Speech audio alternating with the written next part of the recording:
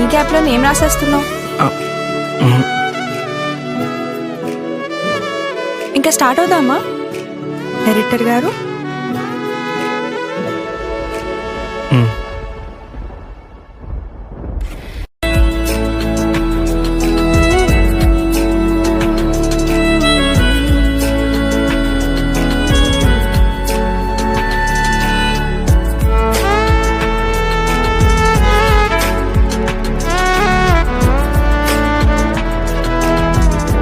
ఏంటి ఈ గ్యాప్లో ఏం రాసేస్తున్నావు?